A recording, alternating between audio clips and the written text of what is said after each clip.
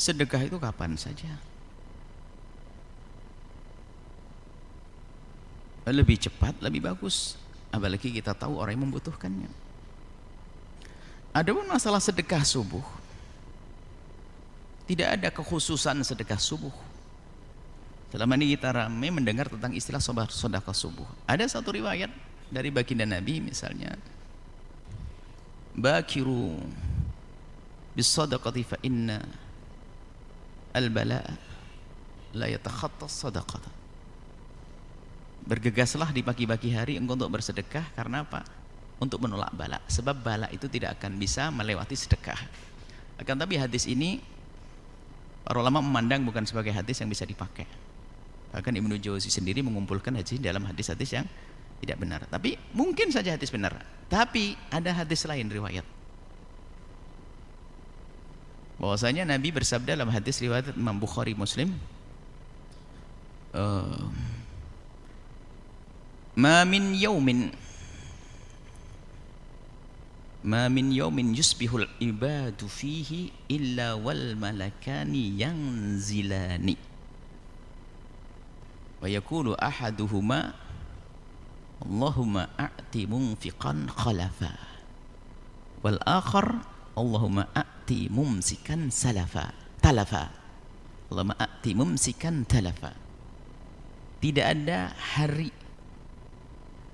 yang datang, setiap hari kepada hamba-hamba Allah kecuali ada dua malaikat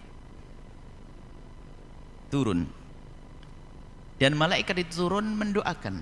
Yang satu doanya begini, ya Allah, berikanlah kepada yang bersedekah pengganti hartanya. Didoain malaikat. Yang satu malaikat doain, ya Allah, bagi yang pelit hancurkan hartanya. Oh, serem. Maka bisa saja sedekah subuh dimasukkan dari sini supaya kita dapat doanya malaikat dari pagi-pagi, boleh saja. Artinya biarpun siang doanya tetap dapat, karena itu dari pagi setiap hari itu. Doakannya kapan? Ya sehari itu mendoakan malaikat itu, bukan dibagi saja, bukan. Cuma kalau ada orang punya gerakan sedekah bagi, bukan yang salah, bukan sesuatu yang salah. Cuman nggak ada kekhususan tentang itu. Akan tapi kalau malaikat tadi, tidak ada hari datang kepada hamba Allah kecuali ada dua malaikat. Dua malaikat doain siapa saja. Sedekahnya tidak harus pagi, mungkin siang, mungkin. Maka masalah kebaikannya dikembalikan kepada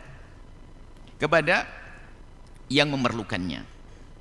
Jika di pagi hari Anda tidak bisa menjangkau orang yang sangat memerlukannya, tunggu siang hari. Barangkali siang hari ada orang yang sangat memerlukannya. Ya, jangan sampai memaksakan sedekah pagi, akhirnya dikasih tetangganya yang tidak terlalu butuh. Kenapa? Kasih yang agak jauh di kampung sebelah. Wah, jauh, nanti kesiangan. Lah, Anda begitu, tunggu sampai siang di sana. Karena ada yang lebih butuh. Dia sakit, fakir, banyak utang lagi. Kecelakaan, kan banyak, perlu ditonton. Jadi hadis tersebut adalah sifatnya sehari itu, bukan di pagi saja. Hanya nggak ada masalah, boleh-boleh saja. Jadi kalau ada orang punya gerakan sedekah pagi, bukan sesuatu yang terlarang. Itu adalah mencari start awal-awal, boleh. Sebelum kemana-mana, ayo sedekah di sini, boleh sah. Cuman secara khusus nggak ada keistimewaan itu. Jadi kalau Anda tidak bisa sedekah pagi, misalnya gara-gara habis maghrib dapat duit, ini kan kacau gara-gara salah paham. Habis maghrib dapat duit, kemudian apa? Habis maghrib juga ada orang yang membutuhkannya, tapi dia tidak mau sedekah. Kenapa?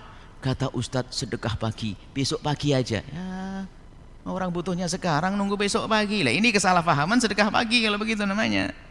Makanya kita perlu ingatkan di sini, mana yang lebih dibutuhkan, itu yang hendaknya kita dahulukan. Biarpun tidak pagi, malam hari orang butuhkan. Misalnya Allah, ada orang sakit, telepon minta bantuan, saya pengen sedekah. Mau transfer, kan serafan sekarang pakai ini. Transfer, aduh, sedekah pagi. Aduh, sedekah pagi, jangan-jangan nggak dapat pahala pagi. Lebih bagus sekarang, cepat kasihkan, nggak usah nunggu pagi.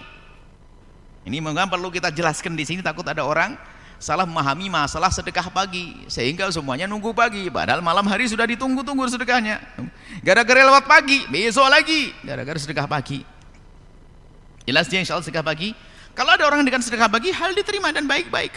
Riwayat dari Nabi tadi, dua malaikat mendoakan. Itu saja mas sedekah pagi. Nah, bagi Anda ingin sedekah, terserah Anda yang lebih tahu. Yang penting adalah Anda ingin mengeluarkan kekikiran dari hati Anda, dan Anda ingin mendapatkan pahala dari Allah. Nah, kalau sudah begitu, pahala itu bukan sanjungan, maka Anda timbang mana yang lebih maslahat untuk orang yang nerimanya. Apakah manusia, orang per orang, atau lembaga? Anda lihat mana yang lebih manfaat.